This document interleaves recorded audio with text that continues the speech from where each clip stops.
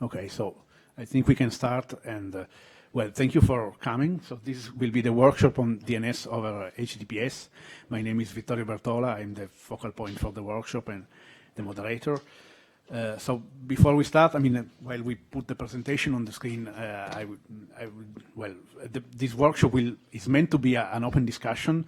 But since we realized that this is a new issue and it's also a pretty technical issue, and it's not so immediate to understand all the consequences, you will have to go through like 20, 25 minutes at the most, the initial presentation, in which we will try to explain it in a very clear way, also for non-technical people, as I assume that there are several in the audience, what this is, how it works, and why is it creating so many policy issues as well. And then after that, we will have questions for the audience and we will open the discussion. If there is anyone in the room that has already thought about this, worked on this, and wants to give his perspectives, you're welcome to do so after the presentation. And then, I mean, everyone is just free to chime in and say what they think. We have Ilona there. She's going to be our rapporteur, so she will be taking notes throughout the session, and at the end she will present her messages, and we will have to say if we are okay with them, and they will be reported as the result of the session. So if I can get the presentation on screen, please. Okay, thank you. So, I mean, well, first of all, I'm going to explain exactly what this is. I don't know how many people here already heard about DNS over HTTPS. I think several heard about it, but maybe not everyone really knows what it is about. So the first thing that I want to start with is a general framing, because this really depends on where your DNS is being provided. So who is providing you the service of DNS, so name resolution for using the internet? Because if you don't need names, of course, you can just connect by an IP address. So we take the typical case of a user that sits on a home network. They usually buy internet access from an ISP, and then through the network of the ISP, they get to the internet. And if you have the IP address, you just go directly and get all the way to your destination.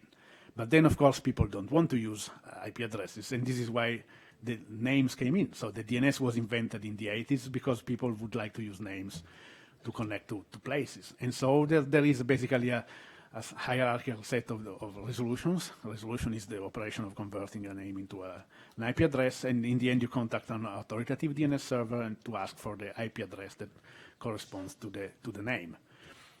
So the point, however, is how do you do this? So you could, in theory, just do this yourself. So your own device, your own computer could do the DNS resolution on their own. So they could have a full DNS resolver in the operating system. And this piece of software basically would connect directly to the authoritative DNS servers of the domain names that you want to reach. And you wouldn't need anyone doing DNS resolutions for you.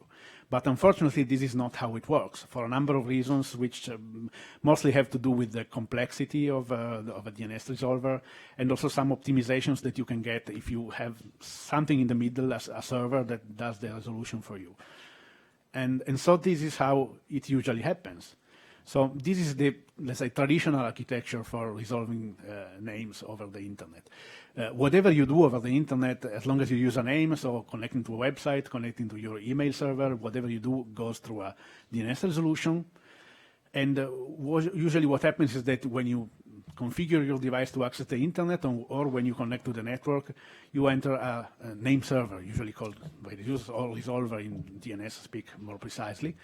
And this is a server that is usually provided by your ISP, so by the local network that you use to go through to go to the internet. And so this is what we will call local DNS resolution, because it's done on the local network, on the immediate network that is connecting your device to the rest of the internet. And so your operating system only has a stub resolver, so a very simple piece of software that just connects to the resolver, and then the resolver will do everything and send you back the reply.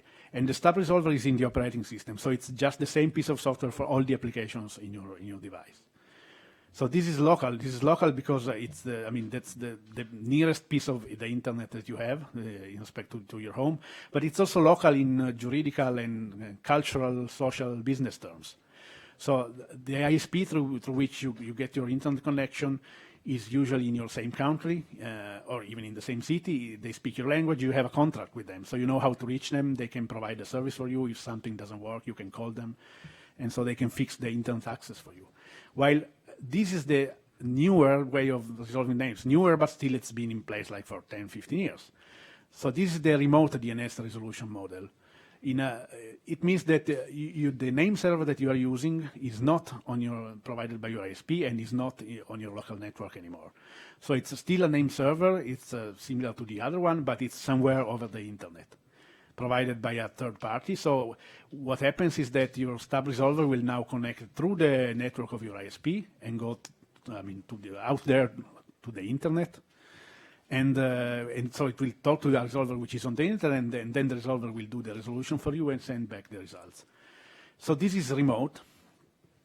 And this remote DNS resolution model has quite some differences because the server now is in another country and there is no relation between the local network, so the network and the provider that is giving you internet access, and the people that are resolving the names for you. So it could be, typically it's a free resolver. The most famous one is Quad 8, so 8.8.8.8, which is provided freely by Google. These are people you don't have a contract with, so you haven't acquired the service, you don't have any clear conditions of service, so you just configure the name server and that's it. In some cases, there's even a paid premium service, so you want to get a better DNS service for whatever reason or different one, and so you buy service from, for example, OpenDNS, which is a provider of similar services. So this difference between local and remote is really important to understand the issues that we will be discussing.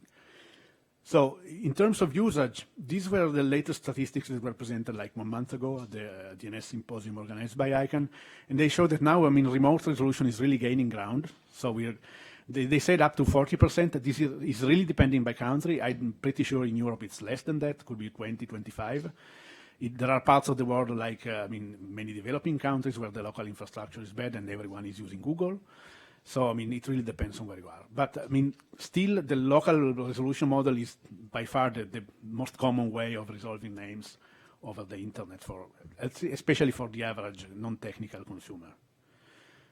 So then we get to DOH. So what is DOH? DOH is the short form for DNS over HTTPS, which is a new standard that was released less than 1 year ago by the ITF. It was spearheaded by the web people, so it doesn't come from the DNS or ISP or telco community. It was basically conceived by the web people and the public resolver operators. And what it does is that it transmits your DNS queries, so your requests for converting names into addresses, over an HTTPS connection. And so they are encrypted because they are basically encapsulated within an HTTPS request. And so any application that is able to send and receive HTTPS requests now can very easily send their DNS queries to wherever they want. And it can completely bypass the operating system and the name server that has been configured in the operating system by the user or by the local network when you connect to it. Of course, this is a different protocol, so it requires you to upgrade the DNS server or the web server, so it's not immediate. There needs to be an action by the industry to deploy this. But it's still, it's already under deployment, and we'll see this. And so, maybe you're wondering, isn't DNS encrypted already? Because you know that we are in the middle of a trend to encrypt everything, which is connected to privacy and security reasons. And DNS is still one of the protocols that are not encrypted. It was not conceived as an encrypted protocol, first of all, because it's a very basic protocol that was invented in the 80s, when encryption was basically a military weapon, restricted, and so on. And anyway, the effort for, in terms of CPU load would be, at the time would be impossible to bear. There is some cryptography. You might have heard about DNSSEC, which is a security extension to DNS.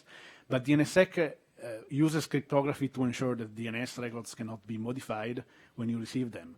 So they are still transmitted in an unencrypted way, so they can still be basically seen by anyone over the piece of network that your connection is traversing.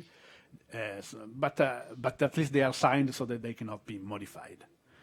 And so it's a different thing. So often there is some confusion, but it has a different purpose. And there are some other protocols to encrypt the DNS connection, like DNS over TLS or DNSCrypt, but they are not widely used. So still, by far the common way is to send stuff around unencrypted. So the DOH introduces 3 main changes to the resolution process. So the first one is this encryption part. So the connection is now encrypted so that no one in the middle can actually read your queries. but it's also hidden inside web traffic. So since it uses HTTPS, it's the same protocol that is used by your browser to connect to websites. And actually, one of the design features of this protocol is that they say that, for example, Google could run the DNS resolver under www.google.com and at the same IP address, so that the traffic that you send to the DNS resolver is mixed with the rest of the web traffic that you send to Google for search, for example. And this makes it impossible even to know that you are using this kind of DNS resolution. So it hides completely your DNS traffic to the ISP and to, all the network in between. The second change is that now each application can use a different resolver.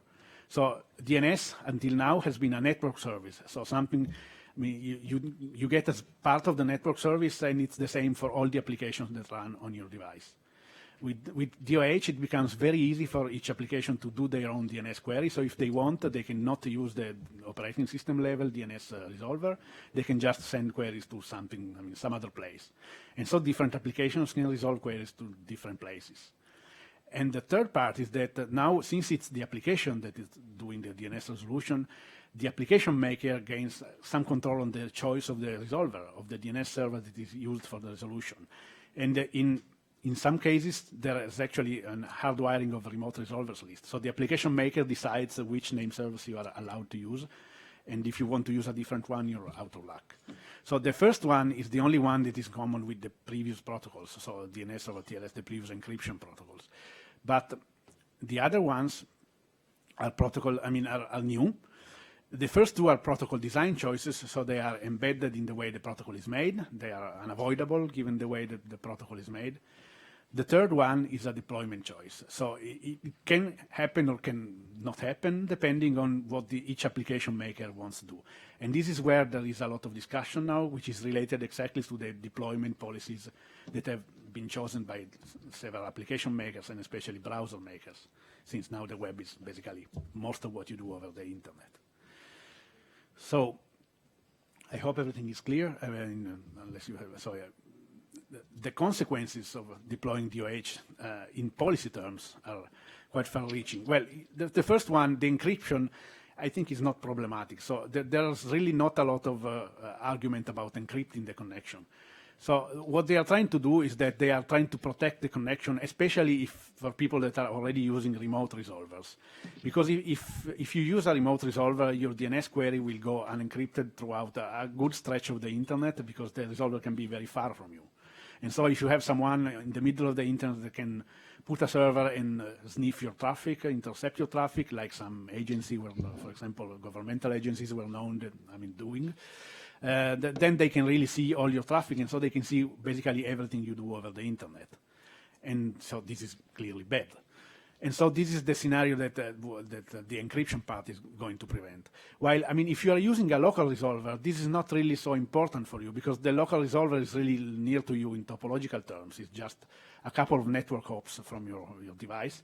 So unless the attacker is inside your ISP's network, the fact that this connection is encrypted doesn't really change a lot, because it's anyway almost impossible, very hard unless you are the ISP. Sorry, to actually intercept the connection. But the other scenario that this technology is trying to prevent is this one. This is an increasingly common scenario in several countries, including in Europe, in which you actually configure a remote resolver in your device. So you want to use Google, for example, to resolve your names, but the ISP has sorry, this is moving on its own.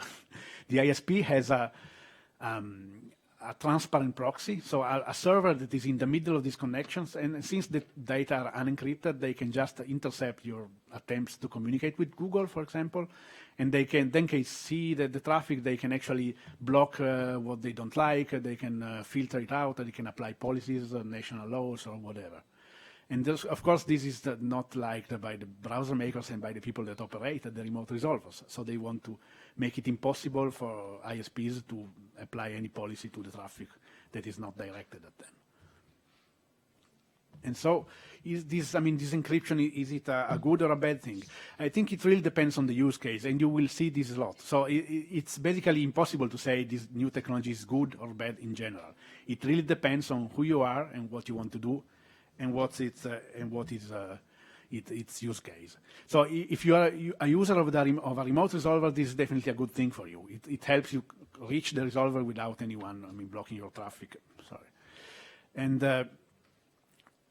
also, if you don't trust your ISP, it's good for you because it shuts your ISP out of your traffic. And if you roam a lot, if you move up across different networks, maybe you don't trust the local network if it's a hotel or whatever. On the other hand, if you're a user of a local resolver, or if you like your ISP, this is actually indifferent or even bad for you. So, this is preventing your ISP from checking your traffic, which is often done for good reasons, like protecting you from infections and malware and so on. So we will see that. So it's really a matter of who you are and which DNS resolver you want to use. The second change that we saw is that now each application can use a different resolver. And this is instead, opening a can of worms. So, it's actually good if the application is smarter than you. So, Mozilla, who has been championing this technology, says that maybe we can choose a better resolver than the user because the user is not technical, and we can choose one very private, very secure, very good resolver for them. And this is true, if you have an application maker that you can trust, or if you don't trust your operating system or the settings that are in your operating systems or whatever. But, it's bad if, on the other hand, you have an application maker that is dishonest or not really doing your interest. So if you have someone that does an application and wants to track you, they could really just direct the DNS queries somewhere else and get all your data on all your surfing or whatever activities you do. And if you are a smart user and you really want to control your queries, then you're out of luck if the application decides to send them somewhere else. And there are several more, troubling situations. So, for example, in the policy space, what is potentially problematic is that you could start getting different IP addresses for the same name, because if different applications start sending your DNS queries to different servers, then they could get different replies, depending on the local policies, on blocking, not blocking, but also on, for example, content delivery network optimizations that would send you to different places for the same name.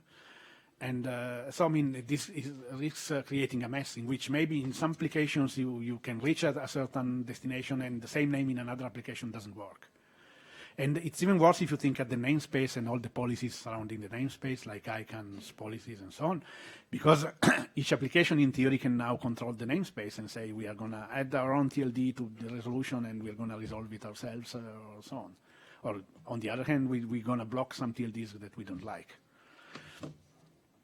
And then there's the third one.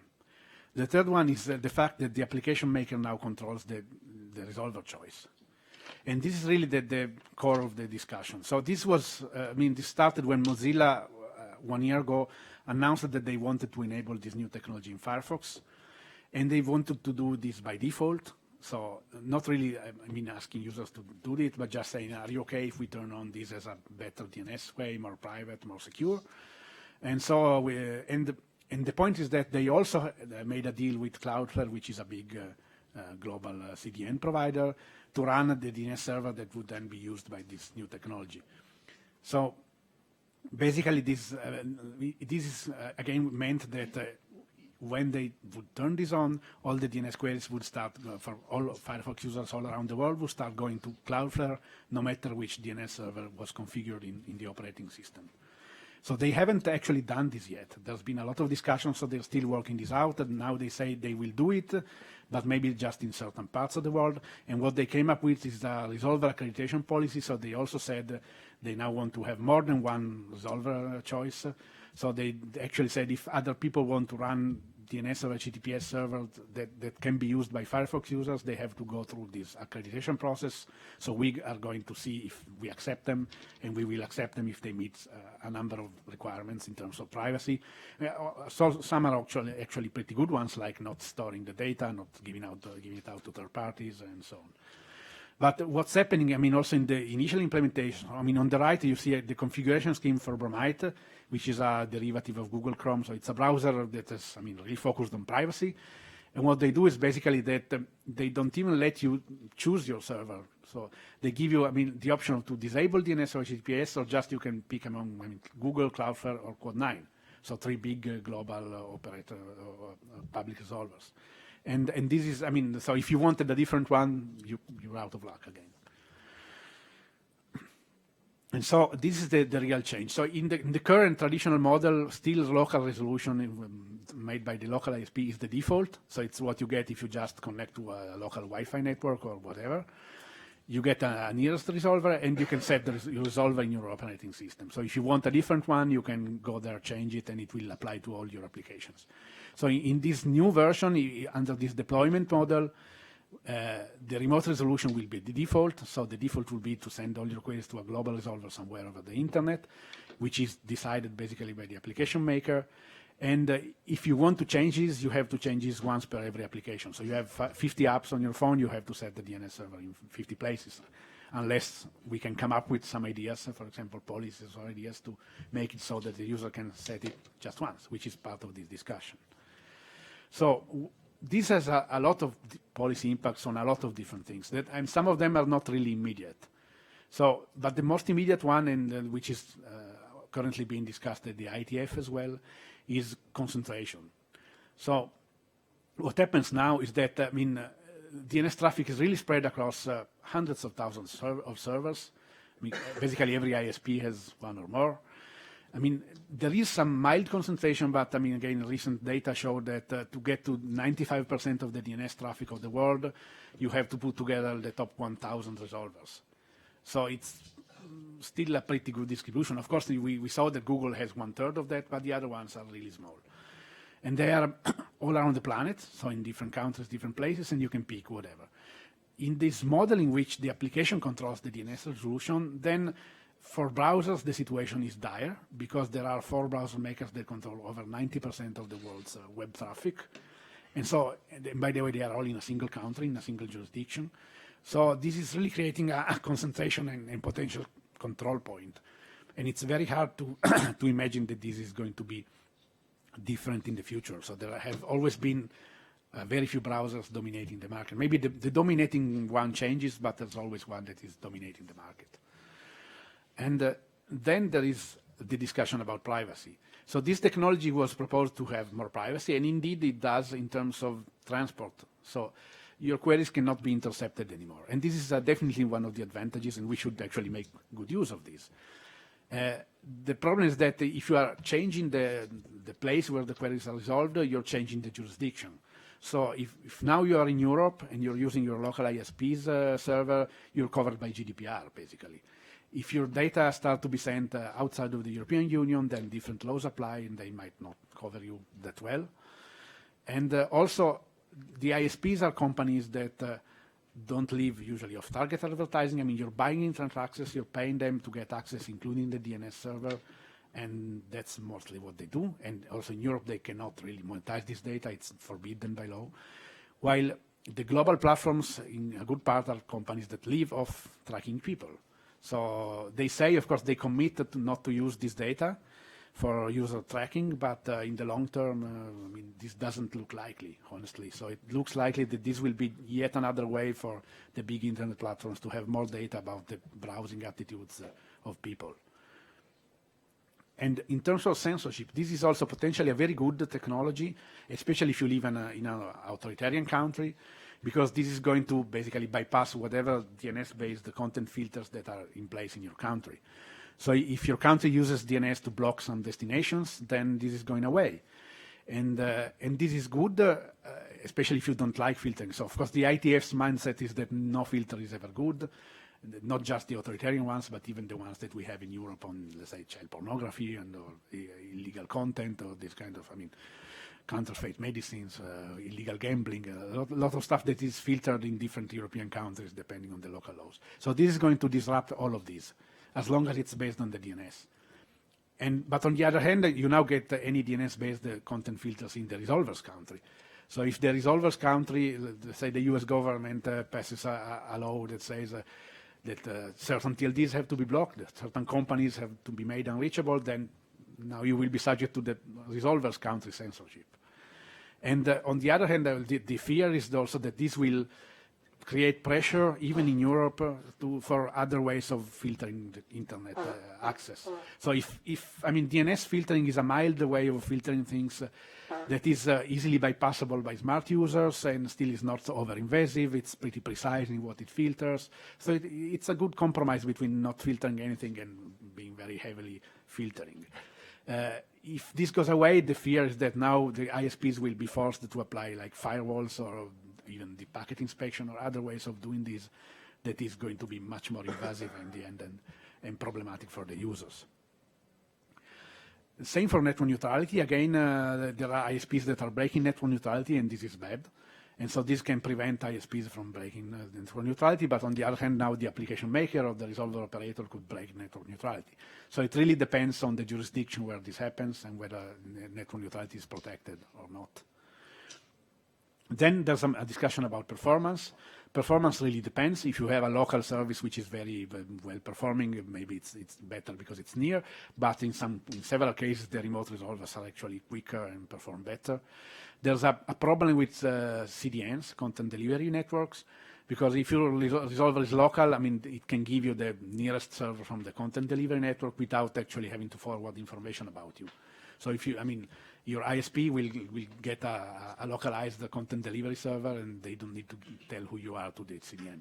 While a remote resolver has to forward information to the CDN on who you are and where you come from. Otherwise, the CDN cannot choose the proper server. And if they decide not to do this to protect your privacy, then you're going to get slow connection to the content delivery networks. So security. Well, security is one of the biggest issues now because this DNS monitoring of queries is increasingly used by ISPs for network security issues, both to secure the local network and to secure the user. So many ISPs now have, I mean, check the DNS queries that you send to the local resolver. They have a list of current botnet command and control centers, malware websites, phishing websites. So if they see that you are trying to connect to one of these websites, they will stop the connection. And they will prevent you from connecting to a malware website or a phishing website. And they can also use this monitoring as one of the ways to check what's happening on the network. And this is especially important in the IoT world, because in the traditional, let's say, computer, mobile world, you can install antivirus software or whatever on your mobile. That's an alternative. With IoT, you cannot install that kind of software on a smart bulb or smart fridge or whatever. So you really have to rely on the network to check what's happening and detecting network problems, and this is going to be a way. So the ISP is going to become completely blind on where the users are going, and so also there are several security devices, especially for corporate networks, like so-called split horizons or names that only work locally, internal, say, intranet names. These are also going not to work anymore if the application, the browser, connects to a different DNS server. So I mean, there's still some analysis going on and some studies, but there is a lot of concern about security, cybersecurity effects of this technology. And finally, there's the discussion about user empowerment. So the discussion is basically who should choose the DNS server. So I mean, today the user can basically choose their server. You need to be a little technical, but most users have learned over time to at least change the DNS server if they want. And there are also several DNS-based services that people choose and opt in. So, I mean, parental control, for example, is often done this way. So people that want to block certain, let's say, adult websites from their home network because they have kids, they do this by acquiring, I mean, setting some special DNS servers and acquiring the servers, the service. And this is stopping to work. And so in the future, if the kid just downloads Firefox and turns it on and it uses a different DNS server, then all the adult websites will be visible. And so there is some discussion on whether this is actually empowering the user or not. And in general, this is also not very well understood yet. So there is, I mean, outside of the technical community, there's not a lot of discussion on this, and users don't really know what's happening.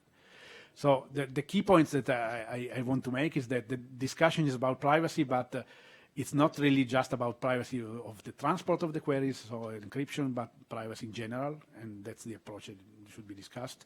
There is a potential risk that if you create some concentration and you reduce the opportunities for the users to control their DNS queries, you will actually be creating one potential surveillance point and single point of failure and so on. And the other point is that this is potentially a technology that creates more freedom for the user, especially users that are in very heavily censored parts of the world. But in the end, you are just changing the entity in charge. So it's not like you're creating freedom by self-sovereign, whatever, or this kind of stuff. You're just putting other people, other companies in charge of controlling the traffic and the DNS resolution. And so you have to hope, and you can hope that they can give you more freedom, but it's not like freedom-making technology. So in the end, is this good or bad? It really depends who you are. So it possibly, if you are in an authoritarian country, this is better. If you don't trust your ISP, which is the case, by the way, often in the US itself. So if you trust the big internet platforms more than your ISP, then this is good because it's shifting the control of the connection. If you like the idea of all of this happening in the US, this is good. On the other hand, if you trust your ISP more, if you trust your local jurisdiction more, if you are worried about the ongoing centralization of the net, this is not a good news. But the point that I really want to make is that in good part, this depends on the policies.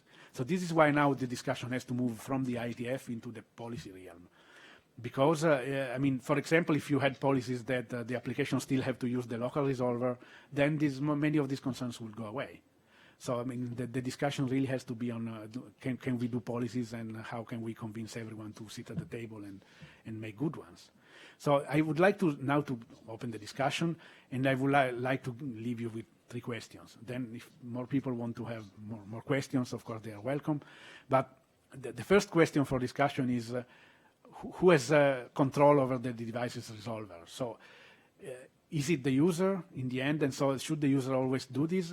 Because there are some other people, both in the network community and especially in the browser community, that say that the user is not technical enough. So the application has the duty of choosing the resolver on behalf of the user because the application makers are better informed. The second question is who should be entitled to apply policies? Policies means anything from filtering out malware to filtering out websites that are not liked or illegal or considered inappropriate. And so is there the right of any of these parties to apply policies? So should the government have a way, your government as a citizen of the country you're a citizen of, have a way to impose policies, filtering policies to your DNS, and even if this is maybe done at the global level by a public resolver platform?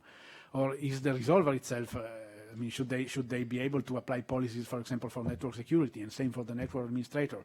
If they decide that they want to make some content inaccessible, should they be allowed to do so at the DNS level? And the third question is, where do we have this discussion?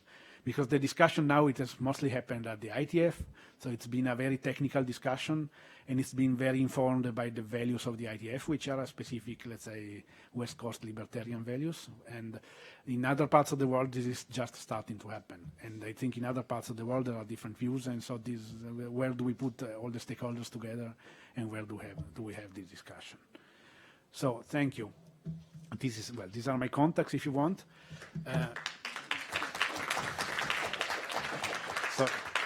Sorry this is it's moving on its own. So this is I'm sorry if it took some time, but I thought this is really new for many people. And so first of all, of course, if there is anything that you really didn't understand, you're free to make questions. Otherwise, I would like to open the floor for people that either have an opinion on this technology or want to try addressing some of these issues. Don't be shy. So go ahead. Can we get the microphone there? I'm Simon Hicks. I work for the UK Government Department for Digital Culture, Media and Sport.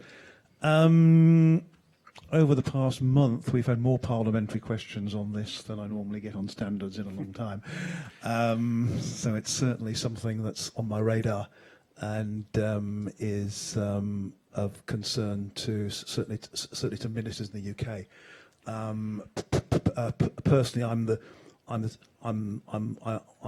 the technical digital standards lead in the department. Our main concern has been that we seek to use in law in the immediate future, the DNS queries, or the DNS system essentially, to provide for the blocking of undesirable content. And we've attempted to put that role on the ISPs. Of course, with DOH, that blows a bit of a hole in the middle of it. So our main wish at the moment is to see a rollout of DOH in an agreed way that would continue to make local content control within the country possible. We recognise, of course, that we're still in a very embryonic stage. We've only got an IETF standard that describes DOH as a technology. There is no generally agreed rollout pattern yet. So our principal wish at the moment is to sort of try and get industry engagement to come together with a generally agreed, generally held out plan as to how DOH will be used, so that from a legal perspective we could then see how a nation state such as ours could implement content control around it. So we'd like, for example, to see a default option for DOH resolution within the country you're in, and also to see the ability, as we want to be able to have parental control as well, so that parents can control what DOH services are being used, and also, of course, from a user perspective, for it to be fairly simple. We heard from you, Vittorio, that of course that any app can use any DOH route it likes in any way it likes, and from a user configuration potential, you know, when we're often dealing with people who are not too familiar with the technicalities of the computer, it's just something they use. Saying, well, you've got to set these funny numbers for every single application you've got and delve into screens and screens, well, you know, it's just going to be pretty daunting for your average user. So again, we'd like to see some sort of generally understood, generally agreed way of handling this for the major operating systems, and how it can be used.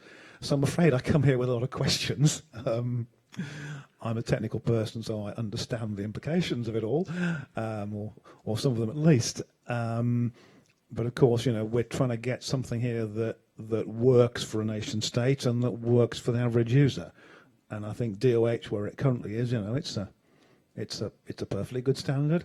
It's been adopted by the IATF, but actually trying to understand and work out the deployment, and sort of get traction across industry to make all this happen, seems to us to be the big question at the moment. Where, you know, we're trying to stimulate it in the UK and engage with industry at various levels, but of course, you know, we can't just agree some single thing in the UK, even if we could, you know, that will work for the rest of the world. You know, the internet is a global phenomenon, as we're hearing very much here, you know. We've got to have something that's applicable more or less across the globe. That's probably enough. Thank you. Okay, thank you. And now here, can you? Hello, can you hear me? Yeah. Okay. My name's Colin Carey, and I'm with Article 19. I just wanted to kind of zoom out a little bit and focus on a more societal approach to this, because I think a lot of times, well, in the past 5 to 10 years, there's been a proliferation of DNS blocking and filtering across Europe. And I sometimes think that it's a hammer looking for a nail, that this isn't the appropriate solution for the social problems that we're often trying to address. So instead of increasing, or instead of trying to approach this from a way of how can we make this compatible with our current legal frameworks that may or may not be appropriate in addressing and changing or in affecting the impacts that we want to see, I think that it's good to say what are the social problems that we're trying to address.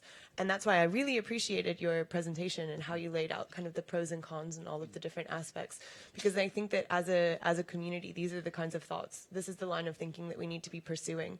So if from a legal perspective, it is how can we enable law enforcement to be able to look at whatever, well, I'm not going to go into this example. I don't want to get into any kind of access to user data debates here, but I do think it's worth zooming out a bit. And I thought it was interesting that you were talking about the idea of the local resolver. I'm not sure if that would be a good solution in terms of changing the way that society approaches this. I think that it would be more of a stopgap solution, because it would allow us to kind of shoehorn this current problem into the past solutions. I know that in Sweden, the Crown Princess has started a new initiative to try to reduce the dependence on DNS blocking and filtering by encouraging parents to talk to their children, so that you would have less dependence on this for parental filters specifically. So that might be an interesting way of approaching this. And I'm not saying that it's an either-or situation, but I think that it's useful to begin teasing out. So if DOH as an internet standard, in my opinion, it's rather innocuous. It's a standard, it's a way of doing things, it's something that has been demonstrated to work. That's great in terms of innovation and creative thinking and problem solving. But as a multi-stakeholder community, we kind of need to be saying, okay, so what is the problem here? Is it maintaining the rule of law? Is it giving network administrators control over their networks in legitimate situations? And then we can kind of try to reverse engineer the solutions that we want to begin seeing. Hi, my name's Adam Kinsley. I work for an ISP in the UK, Sky. So we can continue the conversation we started last night on the coach home from the beach. I mean, it's an interesting question about what society demands, and in part, the UK ISP community has responded to what society has asked of us, which is to have simple-to-use parental controls that apply across the network. That's something that the British society has wanted. So it's not blocking, it's offering customers filtering, which they have taken up in high numbers, and that's done at the local level. And UK society has gone a step further, and our government has responded with a white paper on online harms, because they want more to happen in this space, and that's recognising UK society. And I think the point that Vittoria made is that this moves this away to some other society, to standards that might be set, say, in the US to apply to UK citizens. So I think that does cause some problems. I think there's two ways of trying to solve this. One is trying to work with implementing the standard in a way which is compatible across all operating systems and app providers, which is quite a challenge. And the other one that the UK has got is that in the white paper, it's calling for a duty of care to be cast on some players, and maybe it needs to cast that on a wider set of players when they are providing services in the country of destination, if you like. So there is more than one way, I think, that you can deal with this. My name is Peter Koch. I work for DNIG, which is the top-level domain registry for Germany, so we do a bit of DNS. I think we might want to zoom out again a bit and look at the spectrum of problems that was raised in Vittoria's presentation, and maybe even some in addition to that. So much of the discussion about DOH has been poisoned by the long-standing discussion of whether the DNS is the appropriate place for content control. And of course, having been in the DNS business for 3 decades almost, we know it isn't. It is not possible to do this against the desire of the consumer because there are so many ways to get around the blocks of filters and so on and so forth. There are scenarios where, with the consent of the user, of course, that can be taken as a warning sign and so on and so forth. But asking now for something that DOH should deliver that doesn't work in today's environment is probably a bit much to ask. And the whole filtering is only one aspect. And as I said, it doesn't work efficiently, and there's no efficacy, no lots of circumvention and so on. We've had these discussions for 2 or 3 decades, and this is a new aspect or angle, but the protocol itself is kind of innocent. The protocol itself saying that, first of all, the DNS traffic is going to be encrypted. That's one aspect of this. And that is in response, by the way, to, if anybody remembers a person named James Snowden. Actually, it was Edward Snowden, right? And nobody objected. You were not awake. If anybody remembers Snowden, there were some revelations that showed that nation states in that case were intercepting or not eavesdropping on DNS traffic to get some intelligence and so on and so forth. And that led to an initiative in the IETF to respond to this kind of threat, first to declare this a threat, then respond to it by what was called pervasive encryption to counter pervasive monitoring. And encrypting DNS traffic is now a piece in the puzzle of this overall response. And this did not come out of the blue, and it did not root in the intent to support online harm. Just the opposite, depending on who your enemy is or what the threat model is. If we zoom out from this content debate, we see a kind of a power shift, and that is something that Vittorio mentioned in passing, I think. This DNS name resolution is something that nobody really noticed unless you were a system administrator or a hobbyist or professional, and you're looking under the hood in your laptop or smartphone. Over time and predating DOH, this has become kind of a business. We've seen a couple of centralized resolution providers, even without this encryption technology. So there was a concentration already going on. What happens here now is that, again, we have a system or a situation where parties are in control of both sides of the spectrum, as in, if I have browser software and I'm able to deploy new software, again, with a snip of my finger, to a large part of the population, the users, and I can encode changes of behavior there, then of course I can shift the swarm and the direction of the swarm quite easily. If then that power is combined with, or that ability, I should say, to be a bit more neutral, if that ability is combined with a situation where there is already a concentrated, and I'm hesitant to say market, because for a market we should be able to actually explain where the market, the value and the gain is. If there is a collective of resolution providers, that concentration is accelerated even more. And now everybody is faced with a situation where some deliberately distributed function in the internet, namely name resolution, is seeing a concentration, and parties that haven't been at the table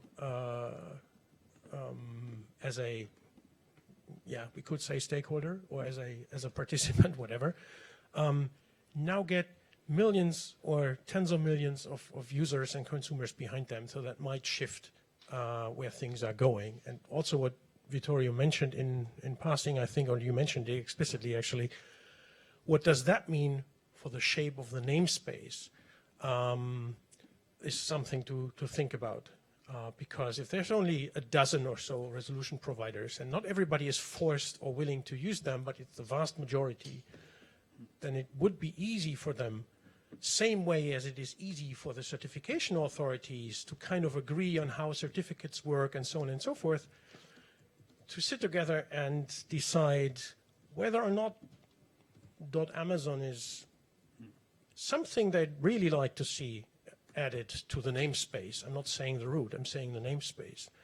Or whether or not .onion, which is an example that was dealt with slightly differently one or 2 years ago, or some other random piece of the namespace should be added because it enhances the namespace for given values. And where's the governance there?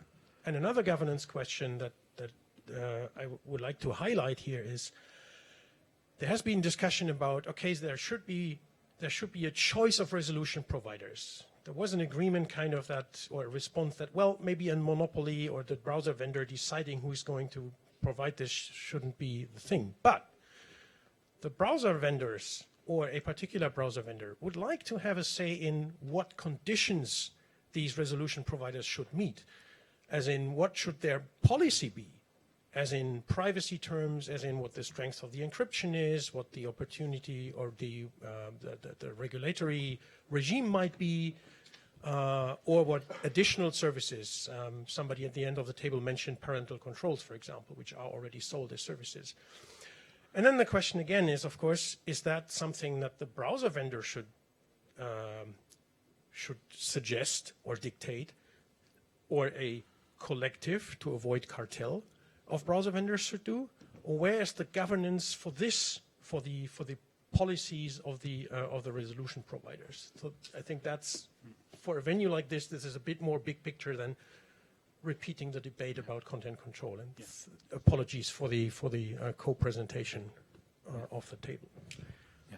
No, thank you. By the way, before giving the floor to Jari, I just would like to point out that the risk is that we keep discussing whether content filtering at the DNS level or any other level is good or bad. But the real point of this discussion is who should decide whether it's good or bad. So who has sovereignty over deciding, and if it's a national question, a global question, is it the IETF, is it the browser makers, or is it national governments that have to decide that for a given community there should or should not be some kind of filtering. And this is really the core of the discussion, in my opinion. So. Testing, yeah. So thank you, first of all. Your presentation was far better than I've ever seen anything about this topic, because too many times I see this very one-sided, transport-only treatment of this issue. So this was really, really good. Thanks for that. I do want to agree with people who say that we should abstract away a little bit from this specific issues. I think the specific issues will change over time, and our opinions may change depending on what side of a particular issue we are and what particular legal issue we're dealing with in a particular country, rather go back to first principles of why are we doing some things and what's good and what's bad. I think first of all, this is probably bigger than the particular protocol. I actually agree that the protocol is innocent and it's actually a good protocol. It's more about the deployment patterns. It's about the quad-N type arrangement more than the encryption, perhaps in some ways. So I think we should look at that. And on the principles that we could defer to in a situation like this, I think the first one is, is this about like having to trust a particular entity or not? And again, that's also like a variable thing. We can trust somebody maybe now, but maybe not tomorrow because the people changed. And I actually know personally some of the people who run this quad-N services, and they have the highest possible integrity that one can imagine. I trust them fully, but they're only human. They're not immune to government sending various kinds of letters to them and telling them to disclose data. I think we have to assume that all the data that is currently sent to this quad-N services in a remote country to a large entity is being used for surveillance. And I think that's actually wrong. We should not do that. The other thing is the the ability of control. So I think the principle should be, retain control as much on the user side as possible. And also, as Peter was saying, the concentration of information that used to be distributed, or function that used to be distributed into few places, is bad. The architectural principle is that, like, if you have something that's distributed, it's very difficult for anybody to control it from outside, let's say a particular government or a commercial entity. But if you put it in few hands, then it's very, very easy, and we should simply not do that. And I think that is what we should actually demand as users, that we want privacy, for instance. We want a reasonable amount of control for ourselves, for our corporations maybe, if we're working in a corporate network environment. And we should be able to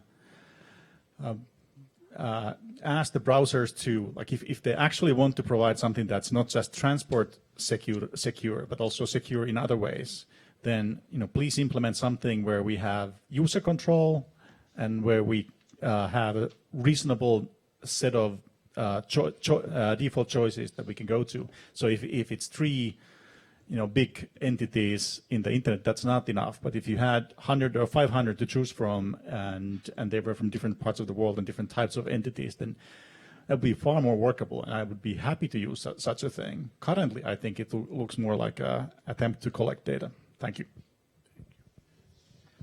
Okay, go ahead. Jaap Akhuis from NLNet Labs. And there's one aspect which I didn't hear yet, but which I want to put onto the pile as well.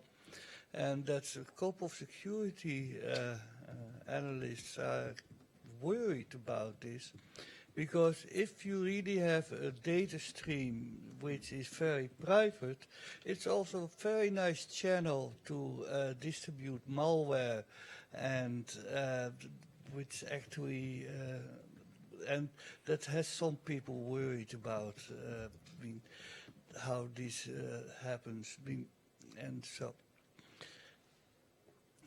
that's yet another problem to the pile. Just want to mention it.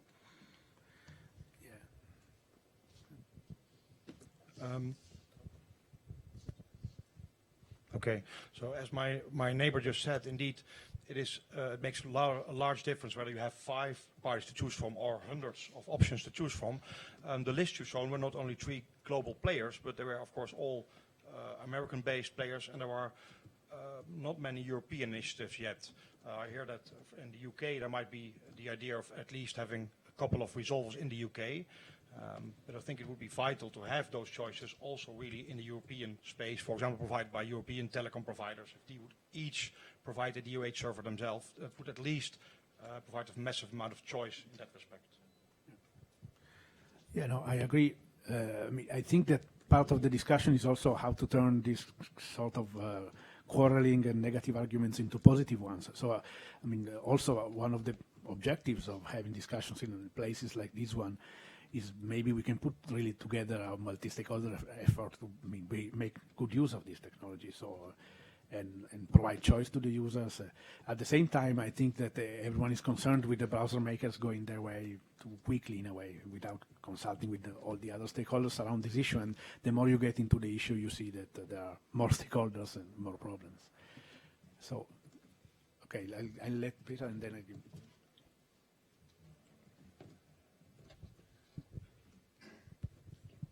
Good morning, everyone. My name is Pedro Rasta from Center.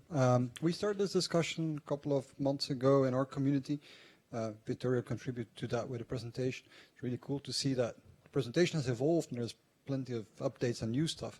And this brings me to my point. We have been watching a clear improving trend in what we've seen in communication from the browser community in particular, addressing that main concern. If you look back at the situation in October, it was hard-coded, there was no choice, and that was it. That was a great idea and we'll implement it. It was full of naivety and not looking at the potential threats that were quickly identified by the community.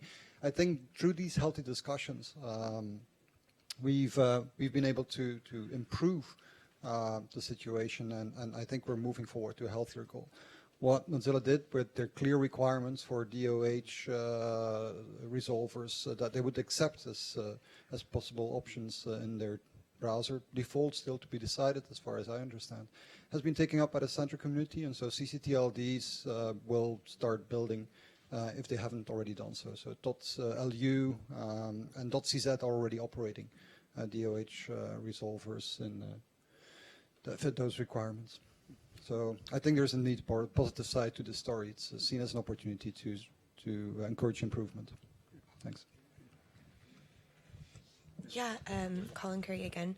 I completely agree with that. I just kind of wanted to pick up a little bit. It seems like we've been thinking a lot about agency or choices being made on behalf of others. For example, with Mozilla's decision to implement DOH. I do see this as being not dissimilar to network, for example, mobile operators' decision to deploy 5G, or even the UK government's decision to put out the harms paper. They're similarly kind of opaque decision-making processes that result in an end outcome that affects people. So I think that when we're considering this, obviously one huge component of being able to have and exercise agency is having choice, is having options. So having more than just you either accept this or you don't use the internet. But it's also you need to have informed. The other half of agency in this scenario would be informed consent, right? And this also comes in with data protection, legal requirements, GDPR, things like that. But in order to have informed consent, you have to know what's going on to a certain extent. So another kind of zoomed out societal issue is that we need to help people, including communities that might not be as integrated, such as the elderly or people like that, to be able to have this kind of informed consent and be aware of the choices. And then another thing that I don't think we've touched on yet is the ability to yes, revoke consent, or to if you have decided to trust an entity, to be able to change this, and the ability to be able to claim redress in some way if there has been a breach or a violation or otherwise. You need to be able to have this kind of follow through in terms of due process and remedy. My name is Rolf Meijer. I work with SIDN, the registry for .nl.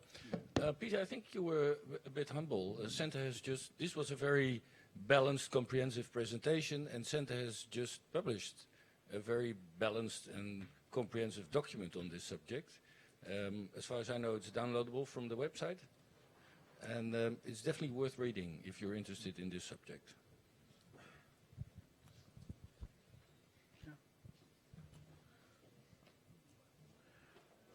Okay, so I mean, if I don't see other people that want to take the floor, maybe the question that we could focus upon is, well, what do we do now? So I guess that there's more or less some consent that we should try to work out how to use this technology in a user-centric and positive way. So put the user, I guess that, I mean, I've heard several people saying that we should put the user in charge in the end.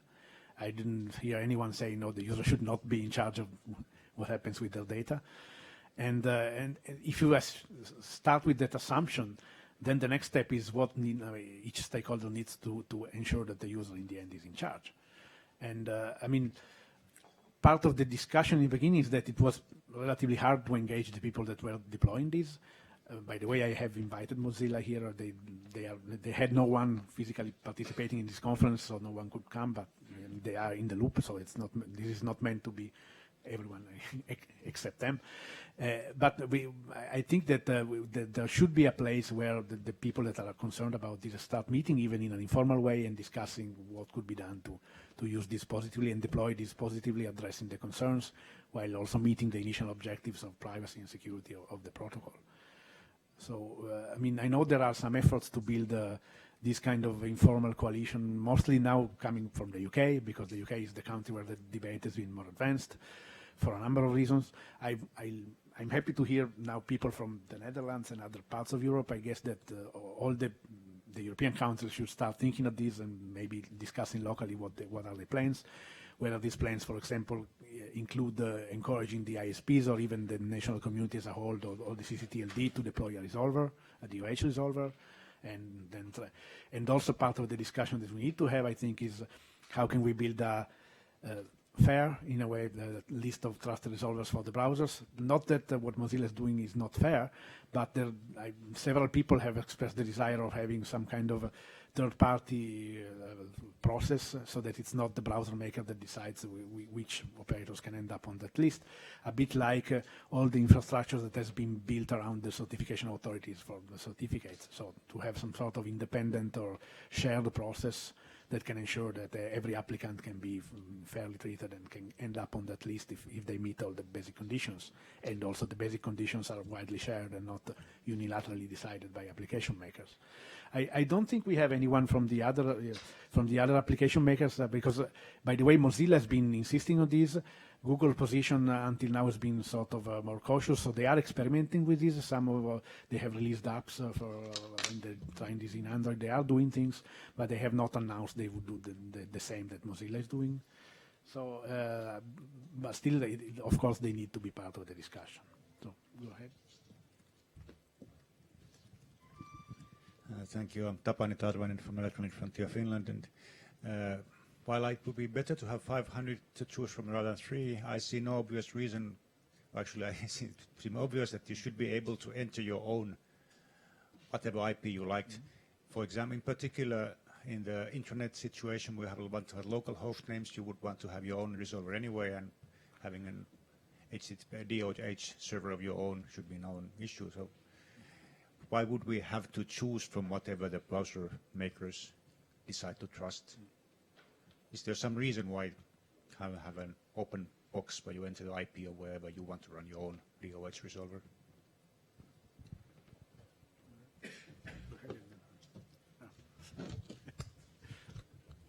To react on the last part, I mean, Mozilla is the only one who has said that it will change the default behavior of the browser. So they will do default choose for you DOH on whatever they choose for the resolver.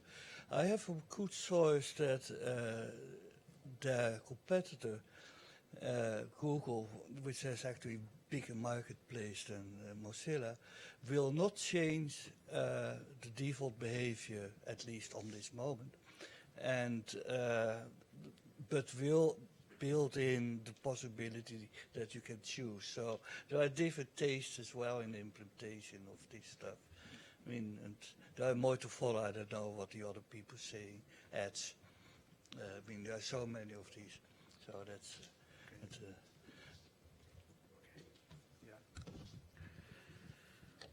Is this on? Yeah. So I think the question of what shall we do concretely is a good one. I think there's actually multiple different steps, and there's no single answer or single solution. Obviously, we need infrastructure in the world to answer queries in the future, and not just some company in some country, and that's it.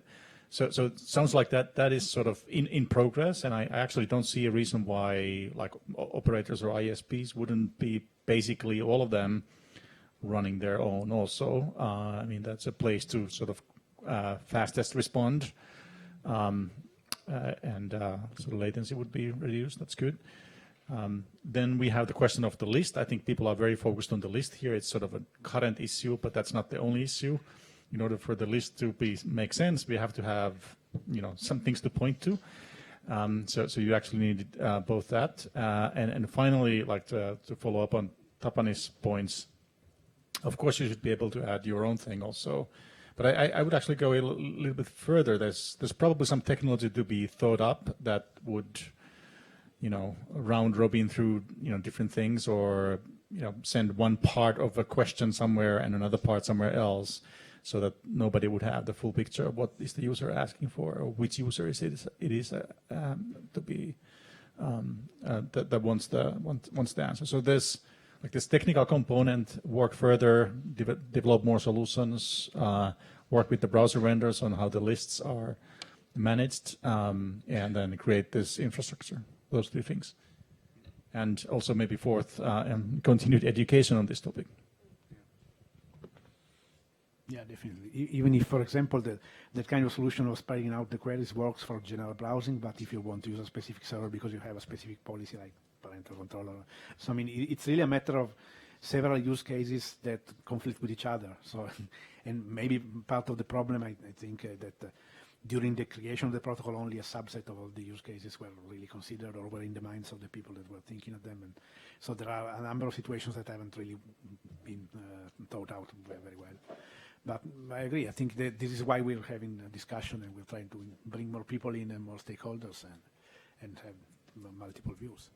So, okay, I'll let him. But okay, now. Okay. Yeah, I understand at the next IETF in July, a new group will be started looking at how DOH can be used and deployed. So maybe that's the embryo of the discussion as to sort of how it actually gets used. I'm not sure, though, that the IETF is quite the be-all, end-all for deployment, in the sense that it's a largely technical community and is probably not overly well attended by wider society, and is probably not a total reflection of all the concerns of wider civil society. So we probably need something else alongside that, I would suggest. Not quite sure where that would live, to sort of try and bring it all together and discuss the overall deployment scenario. Yeah, well, yeah. If I may, I mean, up to the best of my knowledge, in Montreal at the ITF there will be a meeting, but it will not be the start of a working group. So, in the end, this will still be for discussion at the next ITF meeting in Singapore in November. So it's not. I mean, I think personally, what I sense is that this will happen, but it will be focused on some of the very technical issues, such as do we make the operations work, and do we need some protocol extensions or whatever. So, but not on the more policy-oriented issues, especially this one of content control, which is of course the most heated one. I think it will not be the subject of an ITF group, because I see it very hard for the ITF to ever agree on anything on that.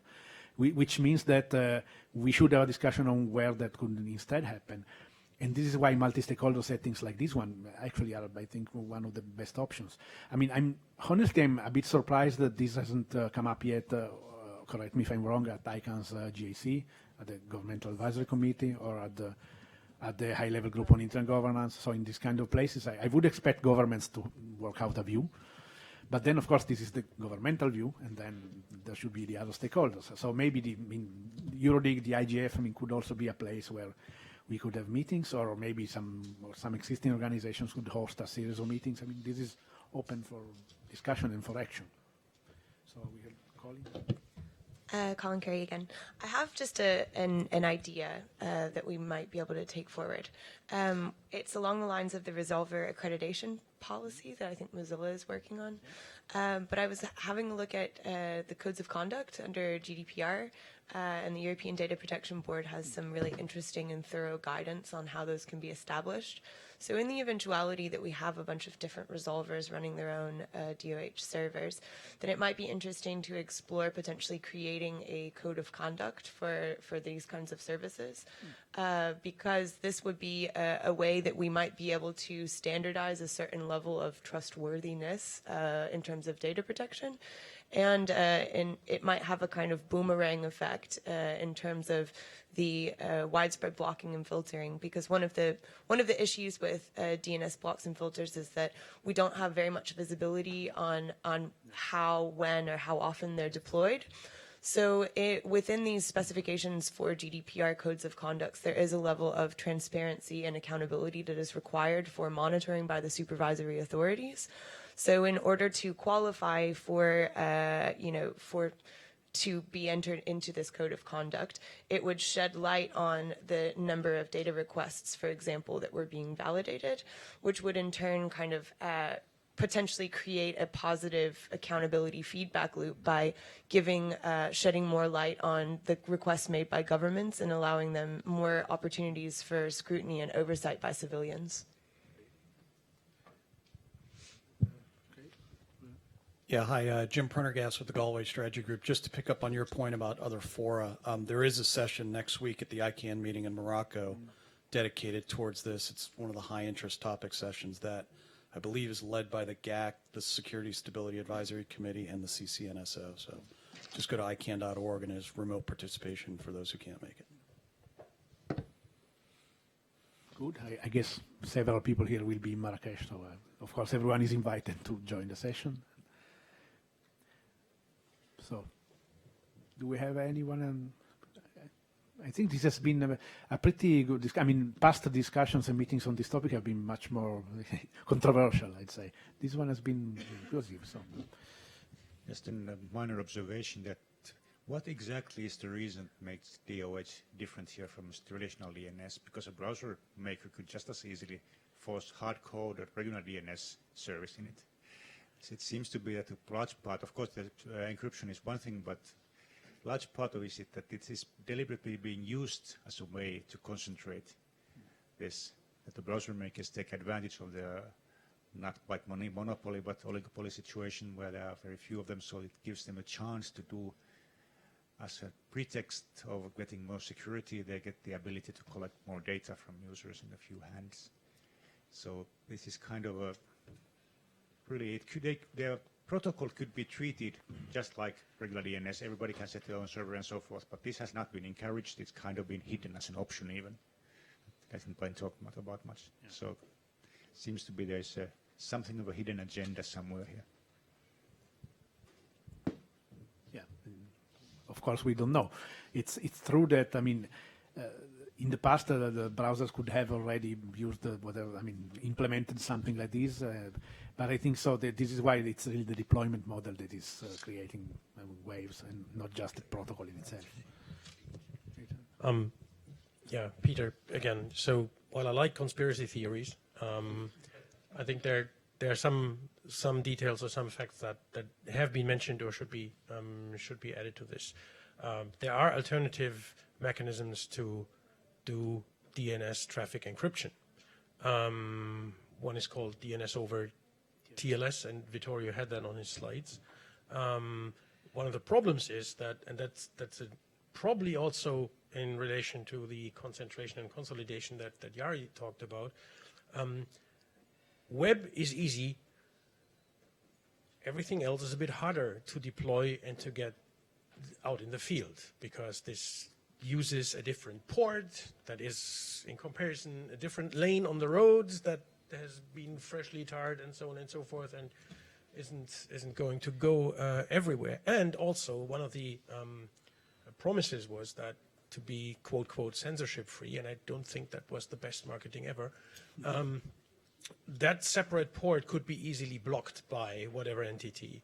So there is some, while I don't really like the idea to have DNS on top of HTTP, because there's DNS underneath and on top, that feels a bit weird from an engineering perspective at least. There were some operational reasons to go this way, but there are still efforts underway to support DNS over TCP, which has a lot of other advantages or features that we could talk about in the technical community. It's the encryption thing, but that would not necessarily counterweigh or prevent concentration in and of itself. It's the blocking opportunity, in that case port blocking, that was the driving force, I believe. And the other is, if all you have is a hammer, which is, if you are a web programmer, HTTPS is what is in your veins. So that's the other reason. No offense, though. Okay. Yeah, and another rationale I've heard, and that's from the content network providers. They say, well, we are caching all this web information anyway, and so we might just as well cache all the DNS, so that shaves off 2 microseconds or nanoseconds from, so it enhances the user's experience. Well, fill in the blanks yourself. Which is, this one aspect of which on this whole discussion, and since DOT was mentioned, there's one thing you cannot do as a user, and to validate whether the answer you get from the DNS is correct, whether if it goes over DOH, because it's already being resolved. with DO, if you do DOT, which is also encrypted channel, and but you still can do the things like validate the answer with DNSSEC, which is something you really need. You can do as a user yourself. It's not up to the DNS provider, and then you believe that he's actually doing the DNSSEC properly or not. So that's a big difference in the security as well. I mean, but that's maybe too technical. But anyway, it's part of the puzzle. Is an aspect of the puzzle itself. Even if you do DNSSEC, if somebody else is doing the resolve, they can lie to you. Because you cannot do the validation. Okay. I will give the floor to Jari. I will just note that we have like 3-4 minutes left, and then I will give the floor to Ilona for the report.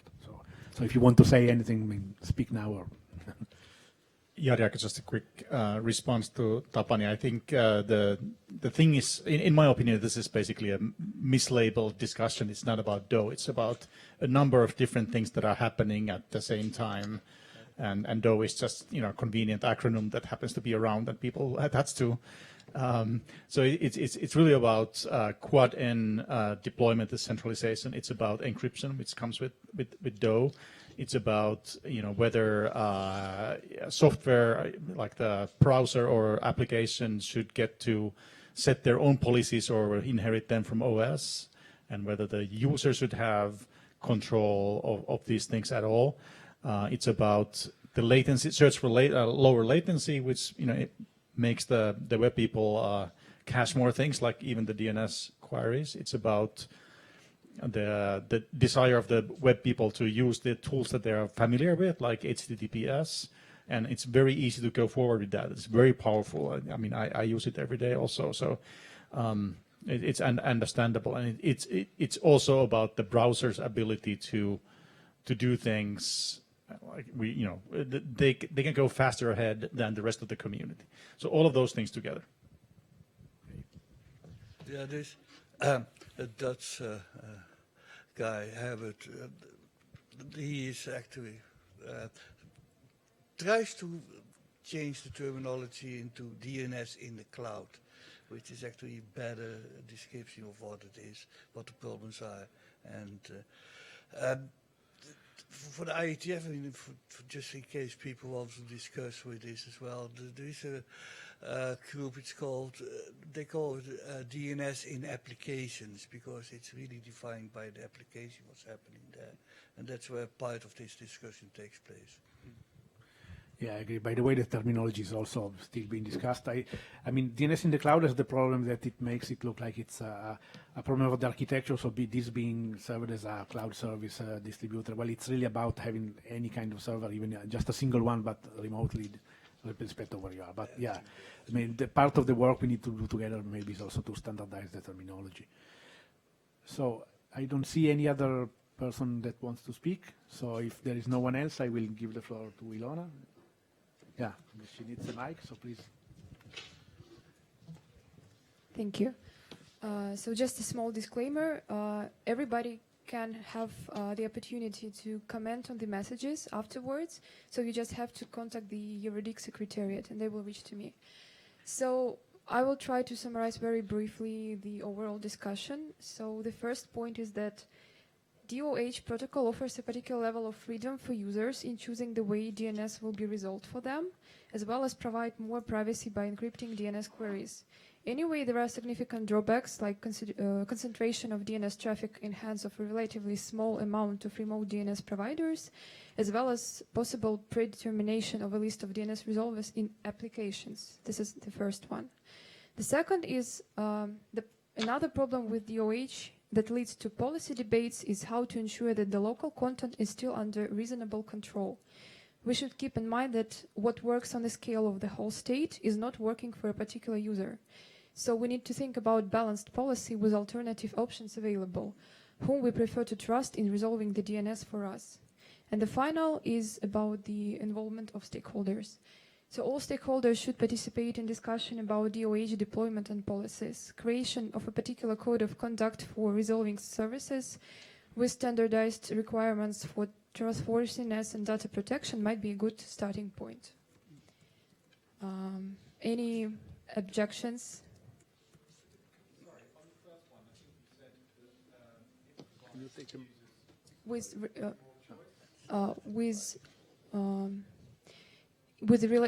It provides users with particular level of freedom for choosing the DNS resolver.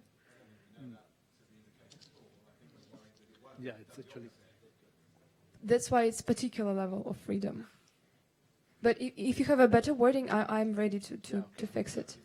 We have another note there. Is Yeah. there a microphone there? I would suggest that we say it can or it could, but not that it will.